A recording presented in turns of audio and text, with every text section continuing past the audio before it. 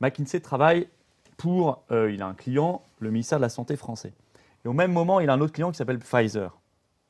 Et que le ministère de la Santé décide de mettre en place un pass sanitaire puis un pass vaccinal. Et qu'il y a le problème, c'est qu'en parallèle, il bosse pour Pfizer. Est-ce que vous n'êtes pas en train de vous dire, mais est-ce que McKinsey n'a pas intérêt, pour faire plaisir à l'un de ses clients qui s'appelle Pfizer, de recommander à un autre client d'utiliser un pass sanitaire, un pass vaccinal? Il y a plus que ça.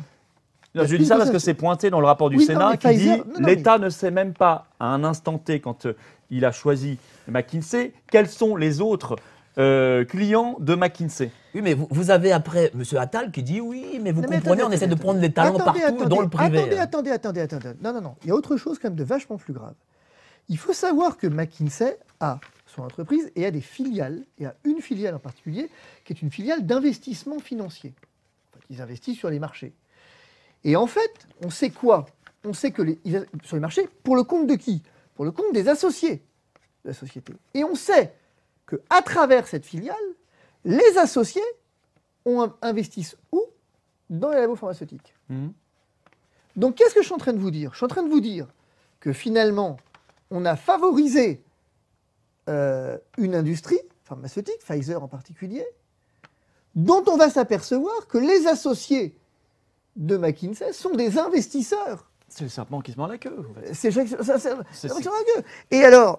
Et vous y ajoutez l'affaire du patrimoine de Macron. C'est ça. Et on ne va pas perdre les gens, mais enfin, Macron a fait sa richesse sur la vente à Nestlé de la branche nutrition infantile de Pfizer. 9,5 milliards d'euros. 9 milliards, ça c'est le prix total, mais lui il a récupéré, alors le film qui vient de sortir là dit, alors lui il a toujours dit j'ai récupéré 3 millions, le film dit c'est pas possible, ce serait plutôt entre 5 et 10 millions, enfin en tout cas c'est beaucoup d'argent, enfin, n'empêche qu'à la fin il se retrouve aujourd'hui pauvre comme tout, avec un petit patrimoine. À 500 000, il a perdu 2,5 millions d'euros en 10 ans. Il s'est un peu enrichi ce quinquennat parce qu'il a quand même un salaire de 15 000 euros de président de la République et puis il n'a pas de dépenses à côté, enfin il reste avec un patrimoine très raisonnable par rapport au métier qu'il a exercé ces 15 dernières années, donc il y a quand même un gros problème. Et puis, je vous signale qu'en 2017, il avait le plus petit patrimoine juste devant Philippe Poutou. Il était 11e sur 12 à l'époque.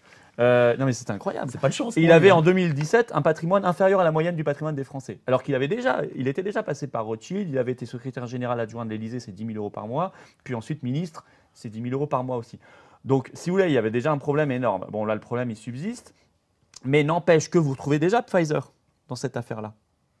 Et aujourd'hui, je suis désolé, mais on peut me dire tout ce qu'on veut, la politique du pass sanitaire, du pass vaccinal, l'hystérie vaccinale qu'on connaît depuis 1 an et demi, où il faut, si vous n'êtes pas vacciné, vous êtes un salaud, vous êtes un assassin, puisqu'il paraît que ça choque de dire que quelqu'un est un assassin, n'empêche qu'ils ne se sont pas privés de le dire sur les plateaux télé pendant des mois. Ils nous ont accusés, nous, enfin moi je ne suis pas vacciné, donc je ne sais pas qui est, je sais que Fabrice ne l'est pas non plus, mais je ne demande même pas aux autres s'ils le sont ou pas, ce n'est pas un sujet. Mais en tout cas, les non-vaccinés sont des assassins. D'accord. Donc quand on dit tout ça, on favorise la vaccination de masse. On favorise donc le leader sur le marché, Pfizer.